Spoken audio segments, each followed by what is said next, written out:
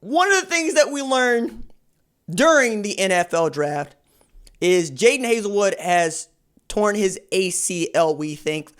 The news coming first from Kerry Murdoch, I mentioned it last weekend, and then being confirmed OUinsider.com, which means that the second returning leader in catches seems to be on the shelf for the 2020 season.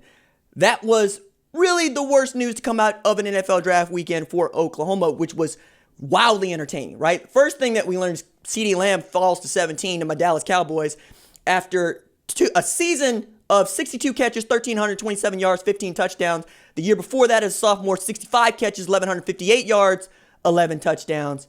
He's going to be a Dallas Cowboy. But as he was being called, right, by what I assume was Jerry Jones, talk about, hey, we just took you with the 17th overall selection. His other phone rang because, kids got two phones now. And his girl, Crimson Rose, reached over to take the phone out of his hand. He quickly snatched it back. And then the internet did what the internet does, which is turned it into a joke. All right. So then we got CD going to the Twitters, and we got his girlfriend going to the Twitters talking about it's really not that big a deal. It's not what y'all think. His agent was trying to FaceTime with him to tell him congratulations. She figured she would take the agent call because he needed to be on the phone talking to Jerry Jones, and that just wasn't what was going to happen. CD apparently just wanted to let it go to voicemail. And that's how these things work on television, right? It was one of the more memorable TMZ moments in the NFL draft since Laremy Tunsil showed up with a gas mask full of weed. Still, Laremy Tunsil turned out okay. He just signed a contract extension worth $22 million because Bill O'Brien is an absolute mark. Then 6 picks later, the starting middle linebacker for Oklahoma gets drafted. And more than that, the Los Angeles Chargers trade up to the 23rd spot with the New England Patriots to take him at that spot. Kenneth Murray Jr. was the talisman on the defense for Oklahoma.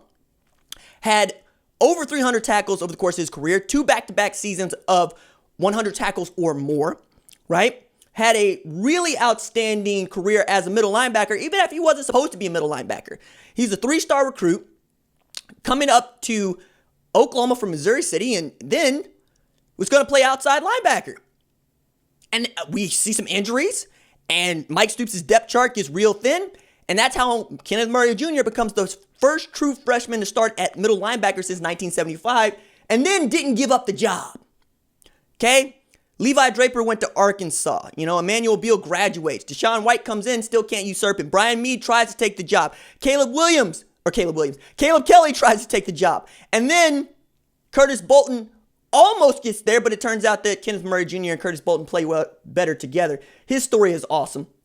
And then Neville Gallimore continues this train, getting drafted in the 3rd round with the 82nd overall pick. Gerald McCoy loses his mind when he finds out that, the Sooners are getting drafted. But more than that, he's celebrating twofold. One, he gets a teammate that is a former Sooner, joining he and Blake Bell, along with CeeDee Lamb.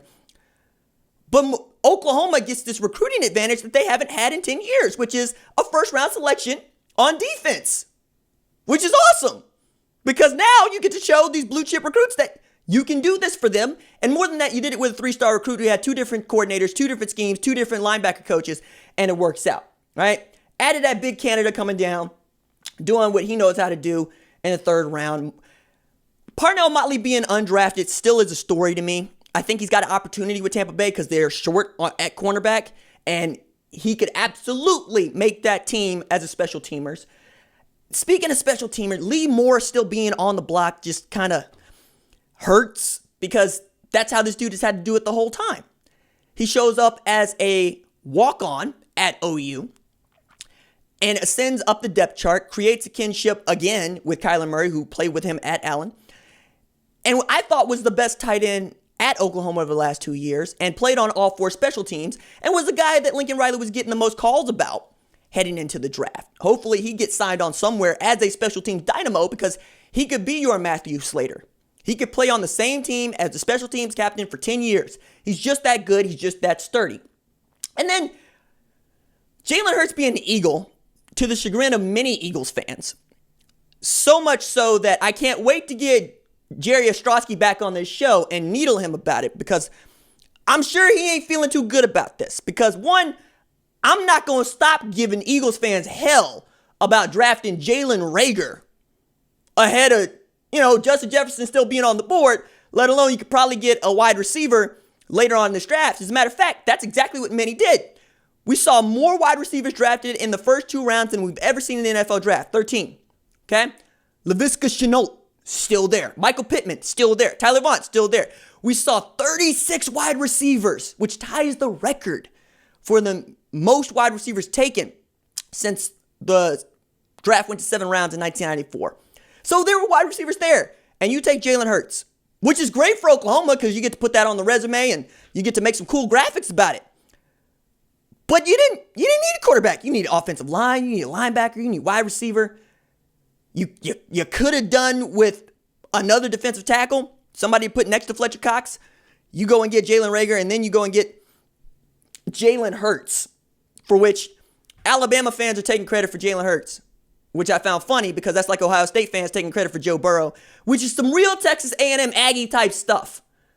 Like there was a real movement down at College Station to try to put Kyler Murray on the program because he won the Heisman.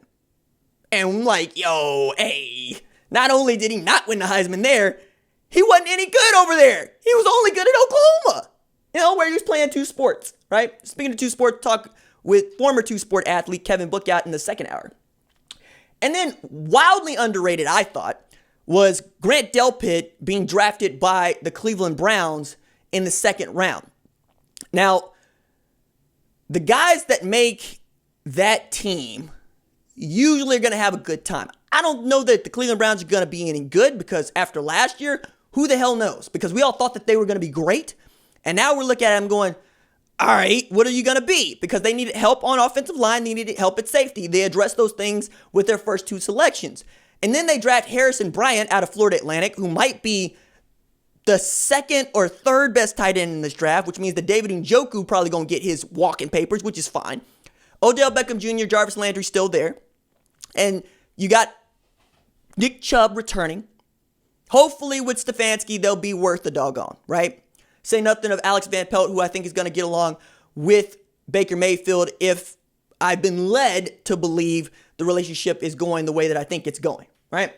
But Delpit, I think, slid to the 2nd round because in 2019 was not just a down year for him by his standards, though he won the award for the best defensive back in the country. He also had a high ankle sprain that kept him out of a couple of games and didn't have him playing his best football at a time when many of us expected to see him play his best football. But 2018, he had a remarkable year where he was healthy. 74 tackles, 9.5 tackles for loss, 9 passes defended, 5 sacks, 5 interceptions, and a forced fumble. Right? Now, of the 3 finalists for the Paycom Jim Thorpe Award, we send that out to a vote for nearly 400 folks, right? And I think a lot of them remembered Delpit in 2018 versus 2019 and combined the 2 and still thought he was the best defensive back in the country that year. All right, cool. Then, what I thought was really interesting is TCU leads the Big 12 with the most drafted players with 5. And then Oklahoma and Baylor tied with 4, each. And then watching Matt Rule go all defense in the draft and not take one of his guys, the defensive player of the year in the Big 12. I really wanted to know what was going on there. And then, of course, watching how all of these draft selections go out. I mean, I mentioned LSU and Ohio State are leading. Michigan, though, having 10, didn't see that coming, which was more than Alabama. Clemson, Utah, Florida, Georgia had 7 each. Auburn, Notre Dame had 6 each. Penn State, TCU, Iowa, Minnesota, Mississippi State had 5 each. Oregon and South Carolina, Miami had 4 each. Iowa somehow continues to be an NFL factory. Whether it be tight end or offensive line or running back or defensive end, Kirk Ferentz knows what the NFL is looking for, or at the very least is running something that lends itself to the NFL. Also, when I look at what Notre Dame and Georgia have doing, and after watching both of those teams play at Sanford, I'm going, how does Georgia continue to screw up its quarterback situation? And we'll find out next year if Notre Dame did the same. Because Jake Fromm falling to Buffalo in the way that he did highlights what the NFL probably thought was a weakness for Georgia. But Georgia's built on defense. And they actually go with the philosophy that I would be forced to say I'm much more inclined to go with, which is build my defense, build my offensive line, have outstanding skill players, and then see if I can't hit more than I miss on quarterback, because I'm just not going to invest that. But that said, Jake Fromm was a high-value target and a guy that was committed to Alabama at one point before he got flipped by Kirby Smart. So even Nick Saban thought it was worth going in on Jake Fromm. And this is years after Greg McElroy showed him that he needed a dual-threat quarterback. And more than that, Johnny Manziel showed up, ran all around his defense, and he decided, I'm never going to get beat by another dual-threat quarterback again, so I'm going to go get Jalen Hurts, right, to go along with Blake Sims, and then throw in there what you've had with Tua Tagovailoa, whether or not you think he's dual-threat or not. I can see why some people would argue for it. I could see why some people would argue against it. I would probably argue against it. And then Mississippi State, who was bad last year, putting out a bunch of NFL talent. All this to say, the draft became so much more interesting once we put some numbers to it, and once got to put these stories of both these players and their teams to the NFL. Because finding out different ways to talk about recruiting in college football is one of the things that I do and one of the things that I love. And I thought this was way more fun than I thought it would be, but also I'm a Cowboys fan, and this is the greatest draft of my life.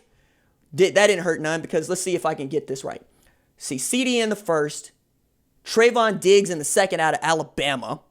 Okay, I like that. Neville Gallimore in the third, Reggie Robinson in the fourth, Tyler Biadasz in the fifth, Bradley Anae in the sixth, and then Benucci out of James Madison in the seventh. Then you sign Sewu Olanolua as an undrafted free agent, and I hope Jerry signs the kid from Pegs, who set records in North Texas, where he passed for over 12,000 yards in 4 years, passed for over 13,000 yards as a high school football player, and probably the greatest quarterback to ever come out of this state.